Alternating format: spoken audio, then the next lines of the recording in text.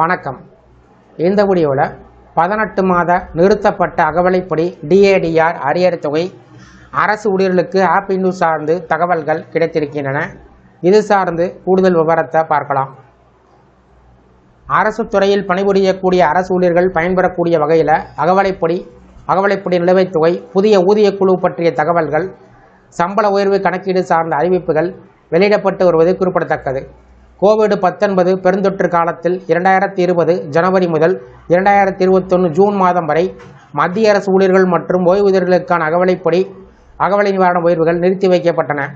இதனால் உருவான 18 மாத டி அரியர் தொகையை வழங்க வேண்டும் என்று கோரிக்கை பல ஆண்டுகளாக தொடர்ந்து எழுந்து வருகிறது. சமீபத்தில் நடைபெற்ற ஆலோசனை கூட்டத்தில் மத்திய அரசு ஊழியர் சங்கங்கள் மீண்டும் இந்த கோரிக்கையினை வலியுறுத்தியிருப்பதாக தகவல்கள் வெளிவந்துள்ளது. மேலும் 8வது மத்திய ஊதிய குழுவை முன்னிட்டு டெல்லி மற்றும் பிற மாநிலங்களில் கூடுதல் ஆலோசனை கூட்டங்கள் நடத்தப்பட இருப்பதாக கூறப்பட்டுள்ளது. நீண்ட நாட்களாக நிலுவையில் உள்ள டிஏ அரியர் தொகை குறித்து மீண்டும் எதிர்பார்ப்புகள் அதிகரித்திருக்கிறது. ஆனால் மத்திய நிதியமைச்சகம் இது குறித்து முன்பே தனது நிலைப்பாட்டை தெளிவாக தெரிவித்திருந்தது. 2020ஆம் ஆண்டு வெளியிடப்பட்ட அறிவிப்பில் கொரோனா கால நெருக்கடியால் ஏற்பட்ட பொருளாதார சுமையை கருத்தில் கொண்டு 2020 ஜனவரி 1, ஜூலை 1, 2021 ஜனவரி 1 ஆகிய தேதியில் வழங்கப்பட வேண்டிய டிஏ மற்றும் டிஆர் உயர்வுகள் வழங்கப்பட மாட்டாது என்று கூறப்பட்டது. பின்பு 2021 ஜூலை முதல் டிஏ மீண்டும் அமல்படுத்தப்பட்டாலும் 18 மாத காலத்திற்கான நிலுவைத் தொகைகள் பின்னோக்கி வழங்கப்பட மாட்டாது என்றும் அரசு தெளிவுபடுத்தியது. இதனால் அரசு ஊழியர்கள் மற்றும் ஓய்வூதியரிடம் அதிருப்தி நீடித்து வருகிறது.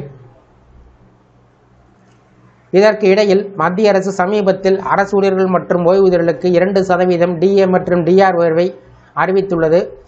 பிரதமர் நரேந்திர மோடி தலைமையில் நடைபெற்ற அமைச்சரவை கூட்டத்தில் எடுக்கப்பட்ட இந்த முடிவின்படி டிஏ விகிதம் 58%லிருந்து 60%ஆக உயர்த்தப்பட்டுள்ளது. இந்த உயர்வுகள் 2026 ஜனவரி 1 முதல் அமலுக்கு வரக்கூடிய வகையில் தெரிவிக்கப்பட்டுள்ளது. இதன் மூலம் சுமார் 50.46 லட்சம் அரசு ஊழியர்களும் 68.2 லட்சம் ஓய்வூதியர்களும் பயன்பெற இருக்கிறார்கள்.